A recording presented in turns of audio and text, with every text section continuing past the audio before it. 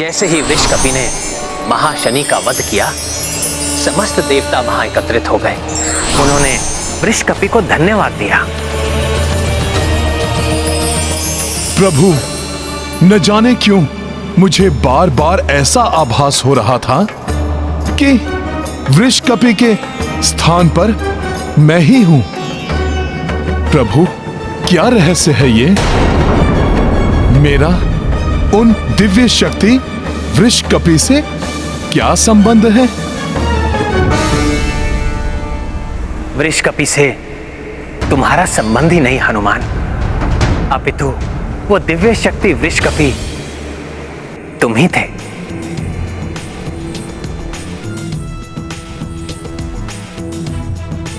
यही बताने के लिए मैं तुम्हें यहां लाया था हनुमान। उस युग विशेष में तुम्हारा अवतार मात्र दैत्यराज महाशनि का वध करने के लिए ही हुआ था। उसके वध के पश्चात तुम्हारे अवतार लेने का उद्देश्य पूर्ण हो गया था, अतः तुम वापस लौट गए थे। उसी प्रकार इस युग में मेरे जन्म लेने का उद्देश्य पूर्ण हो गया है।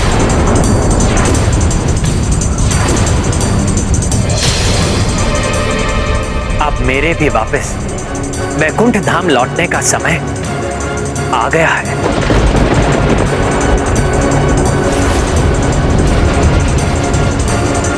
प्रभु के विछोह की कल्पना ही हनुमान के लिए घोर कष्टदायी है। प्रभु ही तो संसार है हनुमान के।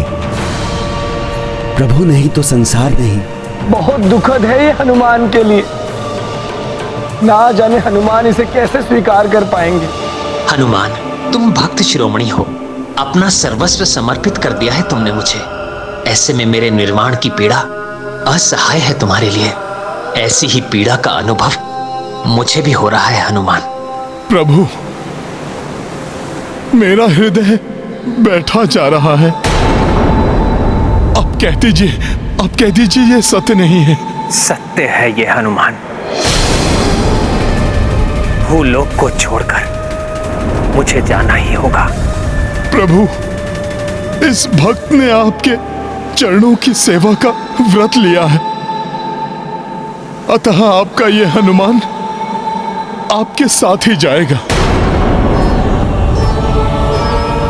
ये नहीं हो सकता हनुमान, तुम्हें तो अभी रुकना है। नहीं प्रभु, नहीं। हनुमान का सत्य, हनुमान का धर्म, हनुमान के प्राण तो आप है प्रभु। आपके बिना इस संसार में रहकर क्या करेगा ये हनुमान?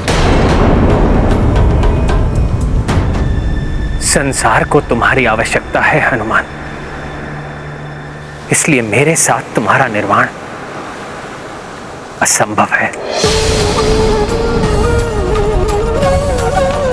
प्रभु, आप ऐसा मत कहिए। आपने वृषकपि की कथा में भी बताया था कि मेरे उस जन्म का उद्देश्य पूर्ण होते ही वो भी भूलोक छोड़कर निर्वाण को प्राप्त हुआ था। प्रभु, फिर अभी क्यों? यही तो मैं तुम्हें समझाना चाहता हूं हनुमान। पुत्र, ये उद्विग्नता त्याग कर मेरी बात ध्यान से सुनो। हनुमान, उस युग में तुम हरि एवं हर के अंश से उत्पन्न हुए थे। इस युग में भी तुम हरि एवं हर का ही अंश हो। किंतु प्रभु, जगत तो मुझे मात्र हर अर्थात शिव जी का ही अंश मानता है।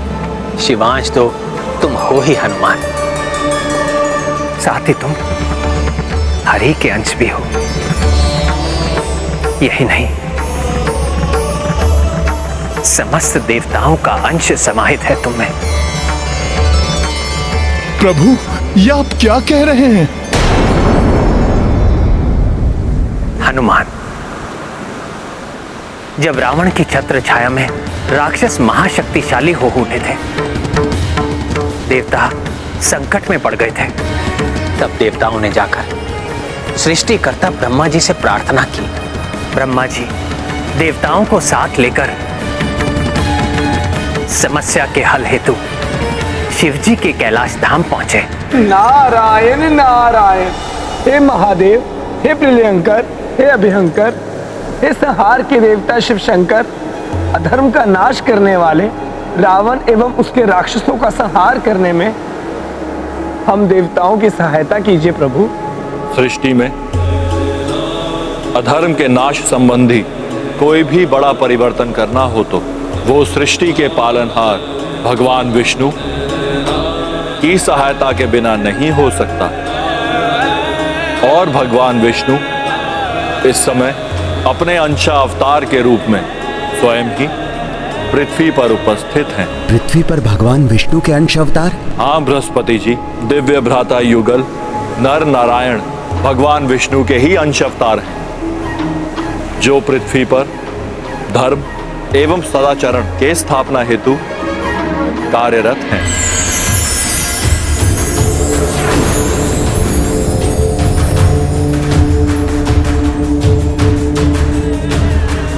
आप सब जाकर उनसे प्रार्थना कीजिए। मुझे विश्वास है कि वे अवश्य ही आपकी समस्या का समाधान करेंगे। दिव्य ऋषि युगल नर एवं नारायण श्री हरि जी के अवतार थे। हाँ हनुमान, शिव जी के निर्देशानुसार देवता शीघ्र ही ऋषि युगल नर नारायण की शरण में जा पहुंचे। ऋषि युगल नर नारायण को हम देवताओं का प्रणाम।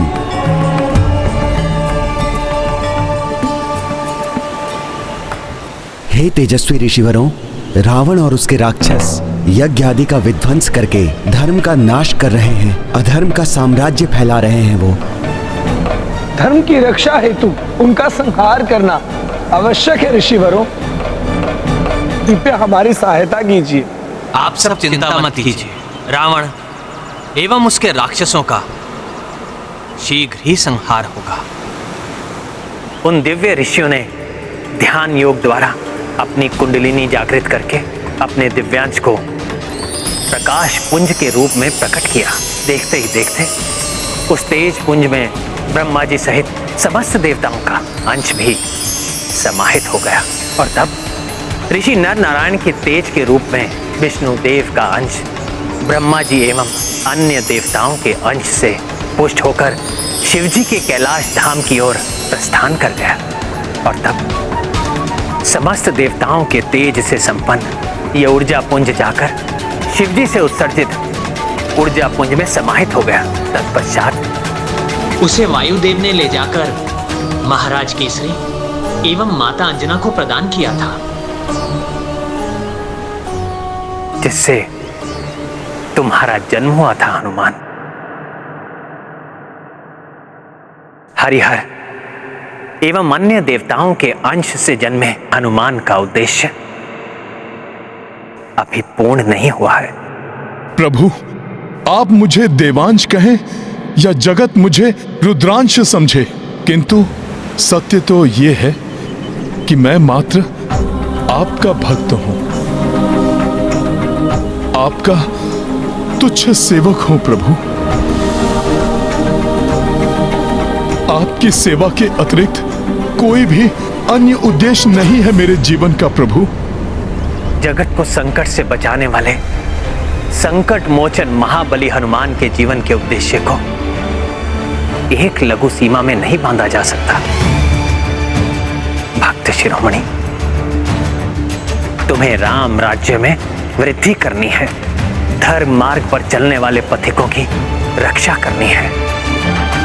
आने वाले युगों में राम नाम के अस्तित्व को बनाए रखना है तुम्हें। ये आप क्या कह रहे हैं प्रभु? कब तक मैं ये सब करता रहूंगा आपके बिना? मेरे बिना नहीं हनुमान, मेरे नाम मेरी कथा के रूप में मैं स्वयं तुम्हारे साथ रहूंगा।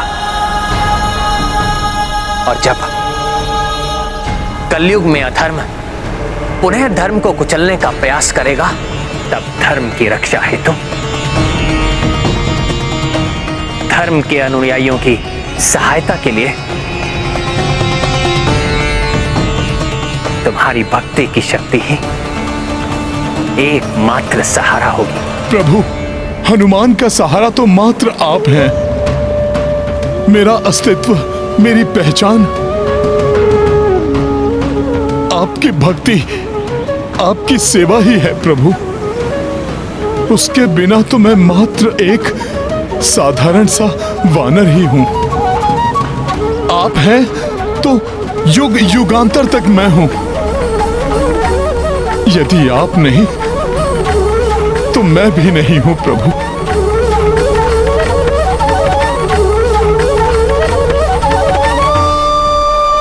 तुम जगत के संकट मोचन हो हनुमान, मात्र अपने लिए कैसे सोच सकते हो तुम? संसार को संकट से बचाना ही तुम्हारे जीवन का उद्देश्य है हनुमान। प्रभु, मेरे जीवन का उद्देश्य आपकी भक्ति है प्रभु। आप ही मेरा संसार है। परंतु हनुमान, मेरे अवतार के अंत का समय आ गया है, तुम्हारे अंत का नहीं। प्रभु, मेरा समय, मेरी श्वासें तो मात्र आपकी भक्ति से ही चलती हैं। प्रभु श्री राम नहीं तो हनुमान भी नहीं। ये गाथा महाबली हनुमत की, रुचिकर लीला राम भगत की। जय जय जय रघुनंदन राम, जय जय जय महाबली हनुमान। सबहु तथ श्री राम सुनाए, किंतु कपीश समझ नहीं पाए। हनुमत केवल भक्ति को जाने, सम्मुख जिसके राम भी हारे। ये गाथा महाबली हनुमत की, रुचिकर लीला राम भगत की। जय जय जय रघुनंदन राम, जय जय जय महाबली हनुमान। हनुमान, अपने प्रभु के प्रति तुम्हारे समर्पण ने मेरे हृदय को द्रवित कर दिया है हनुमान। उचित होगा अब हम संध्या वंदन करके यहां से प्रस्थान करें। अयोध्या में सभी हमारी प्रतीक्षा कर रहे होंगे।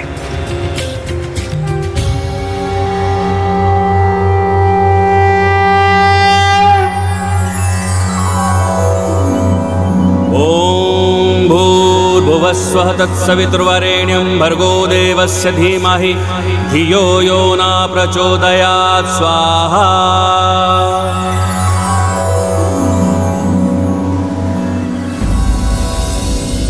प्रभु, मेरा हृदय अभी भी आशंकित है। कहीं आप मुझे बिना बताए तो नहीं चले जाएंगे ना? हनुमान, मैं वचन देता हूं, तुमसे मिले बिना नहीं जाऊंगा। किंतु अभी तो हमें अयोध्या के लिए प्रस्थान करना है। उचित है प्रभु, उचित है।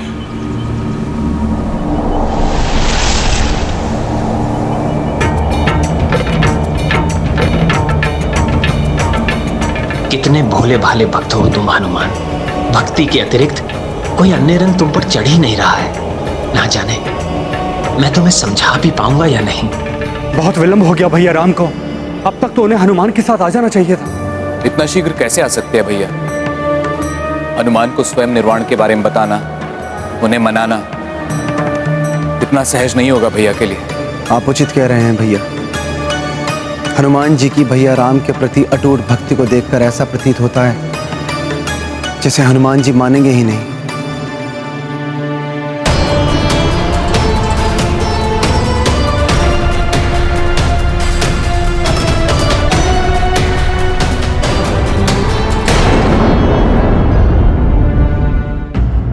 प्रणाम भैया, प्रणाम। प्रभु, अब आप विश्राम कर लीजिए। आप क्लांत हो गए होंगे।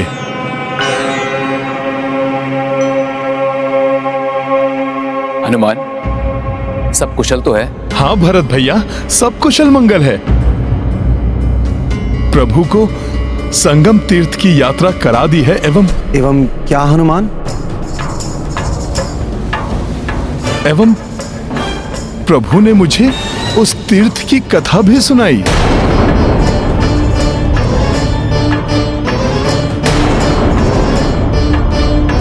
प्रभु को भूख लगी होगी, मैं प्रभु के लिए जलपान लेकर आता हूं।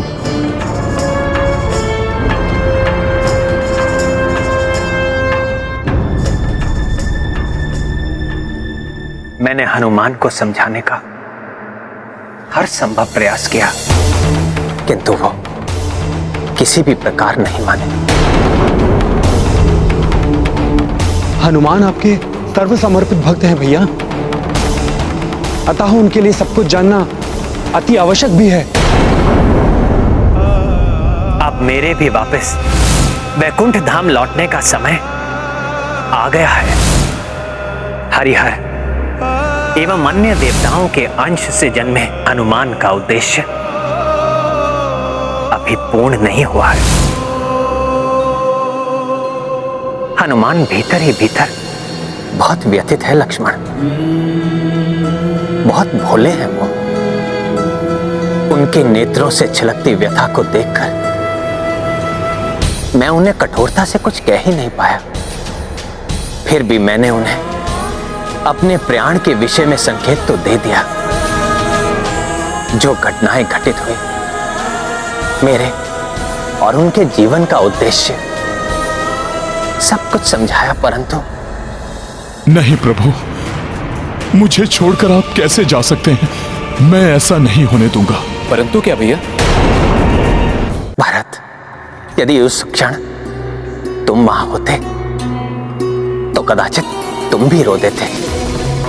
हनुमान के नेत्रों से अश्रु बह रहे थे, हनुमान टूट गए थे, और कितनी पीड़ा देता मैं उनके व्यथित हृदय को। नहीं कह सका कुछ अधिक।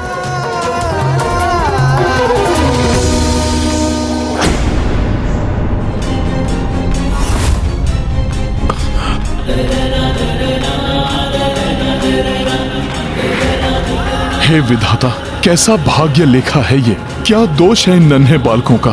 पहले माता इन्हें छोड़कर गई और अब नहीं नहीं नहीं नहीं नहीं। हनुमान, संभलना होगा तुम्हें। यदि इन बालकों ने ये अश्रु देख लिया तो कारण पूछ बैठेंगे।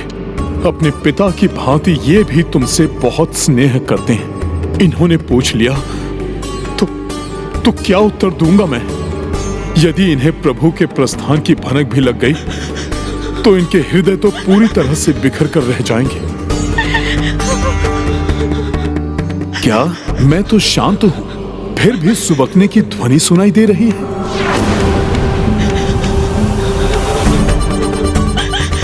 ये तो लव कुश की सुबकने की ध्वनि है।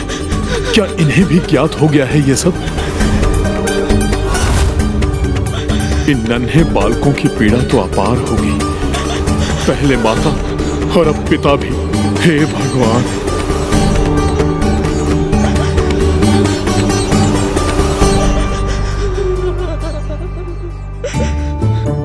लवकुश, क्यों रो रहे हो आप दोनों?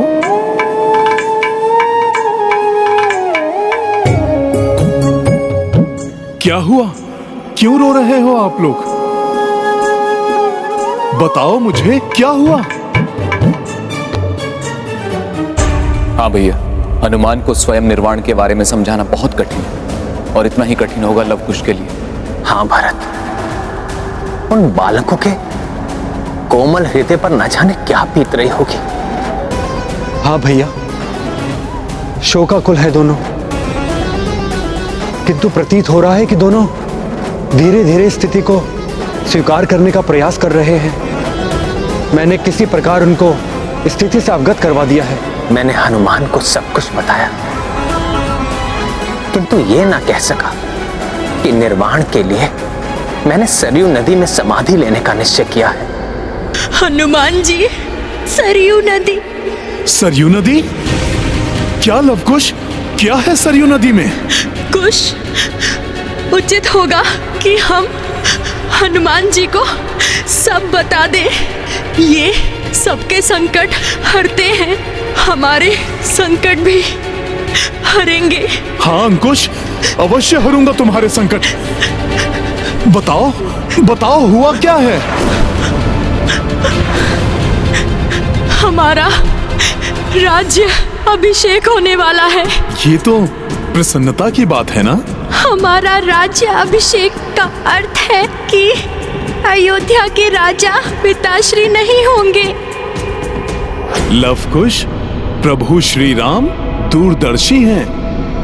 उन्होंने कुछ सोच के ही निर्णय लिया होगा। हाँ, मात्र सोचा ही नहीं, निश्चय भी कर लिया गया कि हमारे राज्य अभिषेक के पश्चात पिताश्री, काकाश्री भरत, काकाश्री लक्ष्मण, आप शत्रुघ्न काकाश्री के साथ सरयू नदी में। क्या है सरयू नदी में? एक साथ जल समाधि ले लेंगे।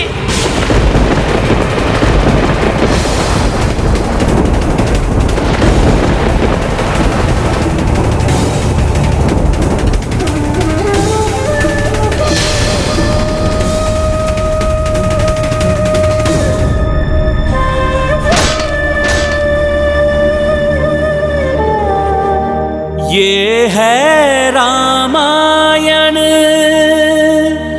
रामचंद्र गुण धाम की, सब सुधि जन करिए